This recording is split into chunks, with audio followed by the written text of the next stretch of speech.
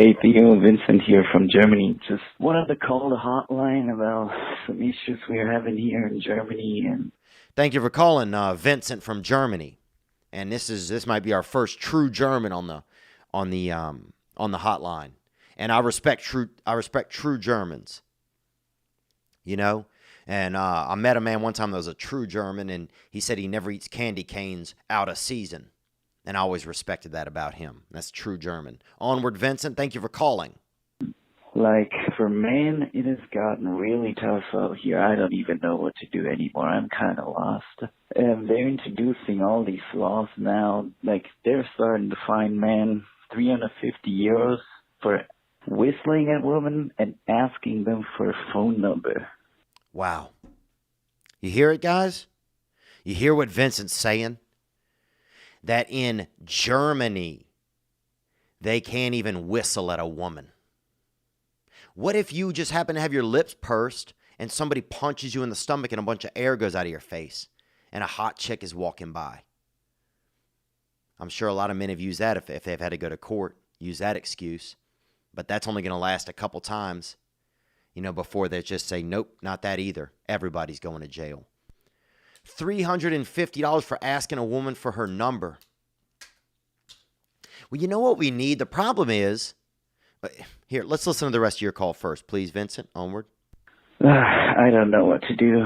In Sweden, they even started you need a proof of consent from the women. Like you need a little contract. You need your lawyer to draw up a little contract before you can have sexual intercourse with the woman. And I don't know. It's just going crazy. Wow. And you think the Swedish, man, I'd bang a couple of Swedish chicks with zero documents, honestly. I mean, there's definitely some chicks from some places where I'd be like, let's see some documents, let's see some identification. But man, you show up with a wheelbarrow full of Swedish ladies at my place. I'm not asking for paperwork, but I hear the pain in your voice, Vincent. I do hear the pain in your voice. Let's hear more.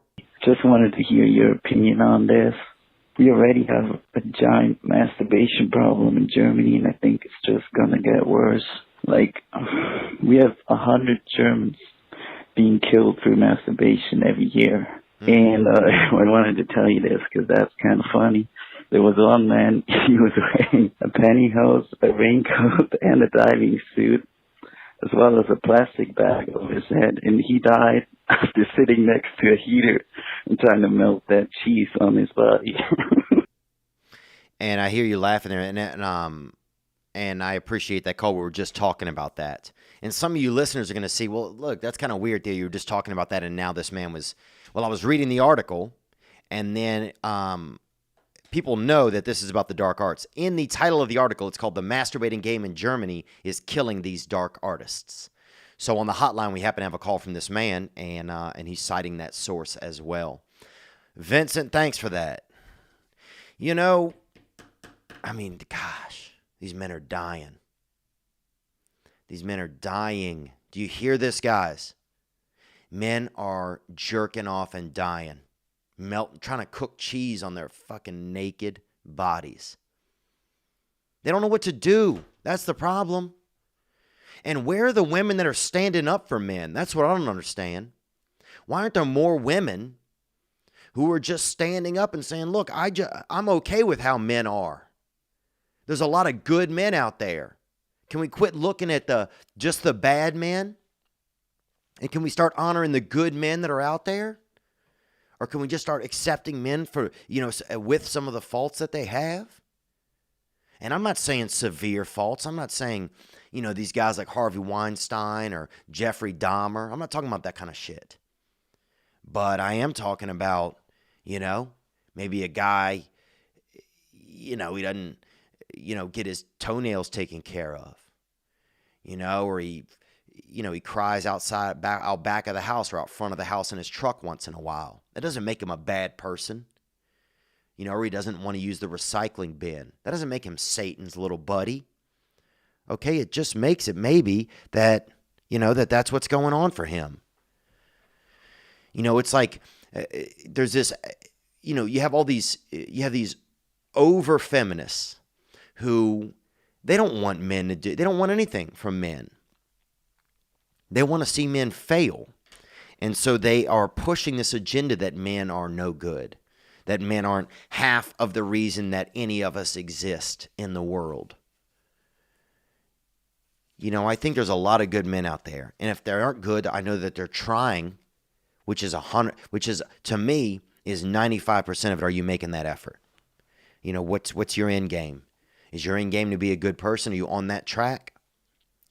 You know, Tom Brady, they had this article the other day about Tom Brady and how he said at a certain point in his life, his goal was to be 1% better than the day before. And that sat with me. I'm like, man, I think I can do that. I can be 1% better than yesterday. I think I can do that. But I'm sorry, Vincent. I'm sorry that this is, affecting you guys. 100 Germans a year, and who knows how many Swedish, French.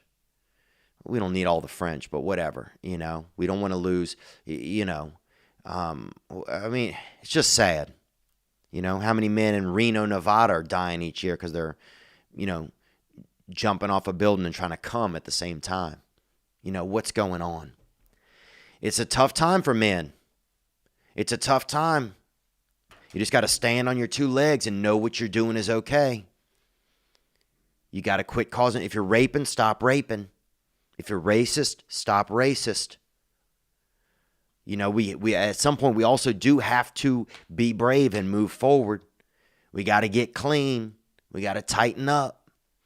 It's okay to ask for forgiveness. Sometimes all you are is an ask for forgiveness away from having a clean slate, from having a clean heart. Sometimes that's all you are. You're so close.